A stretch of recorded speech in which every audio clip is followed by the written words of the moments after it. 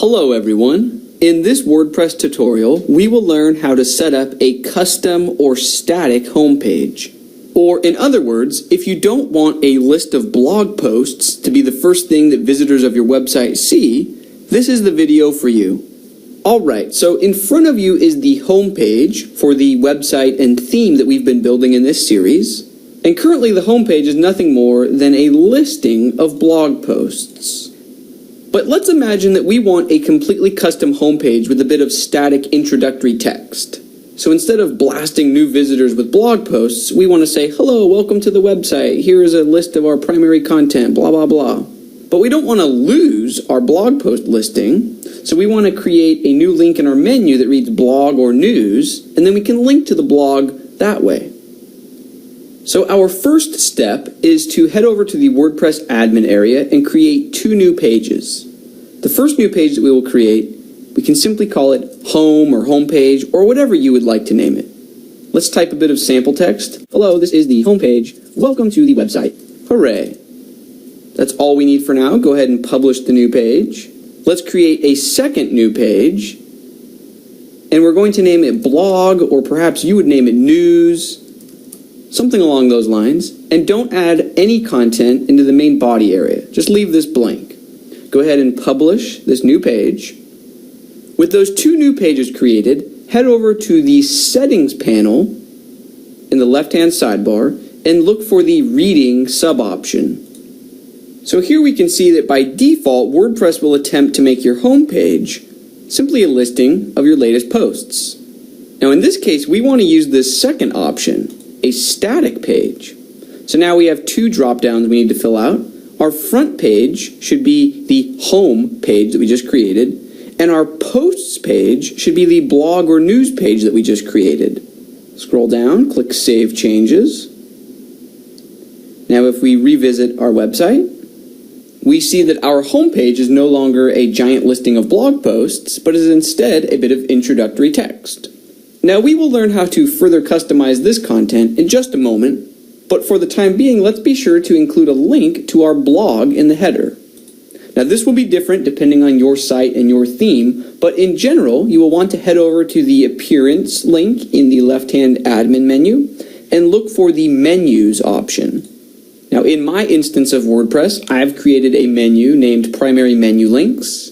In your installation of WordPress, it might be named Header Links, or maybe your website doesn't even have a header navigation. But in this case, all I'm going to do is click on this new blog page that we created, and then click Add to Menu. And let's imagine that I want it to be the second link in the menu. I can just drag and drop, click Save Menu.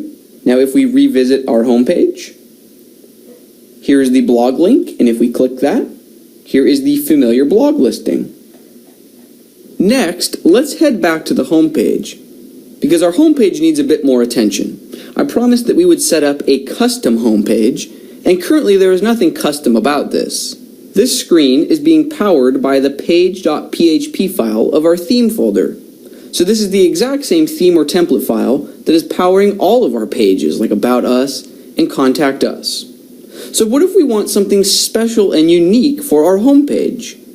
Well, there are several different ways we can assign a unique layout for the homepage.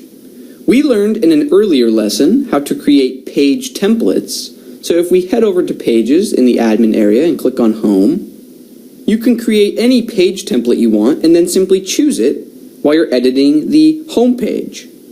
Now because we've already reviewed creating a special page template in an earlier lesson, we're not going to revisit it here, but let me show you an alternate way to create a unique view for the homepage. In the case that you have not selected a special template for this new page, so if it's still assigned to default template, WordPress will look in your theme folder for a file named frontpage.php. So let's go ahead and create that new file. front-page.php. So this theme file is now our blank canvas to control the homepage.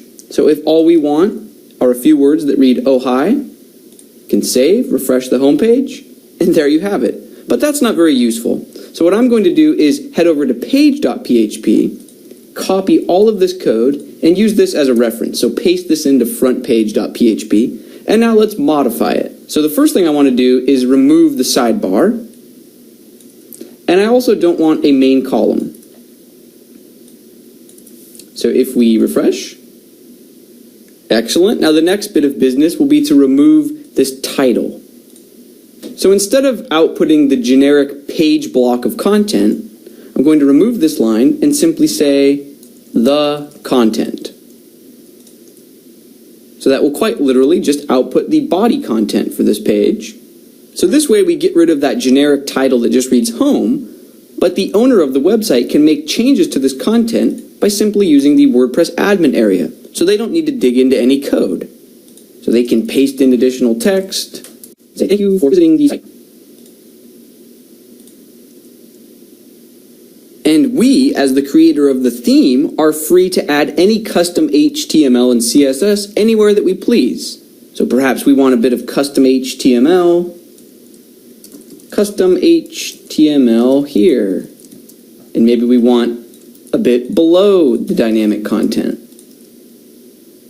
And there you have it. Now the real magic of WordPress is unlocked when themes combine static HTML and custom CSS with dynamic WordPress queries. So for example, let's imagine that at the bottom of our homepage, we wanted to include a few different columns. And perhaps in the first column, we want to include a heading which reads opinion. And then we want to dynamically query and output the 2 or 3 most recent blog posts which have a category of opinion. And maybe in a different column, we want a heading that reads news. And we want to output the 2 or 3 most recent blog posts that have a category of news. So that way, our homepage will have a nice mixture of static introductory content and dynamically pulled in, freshly updated content.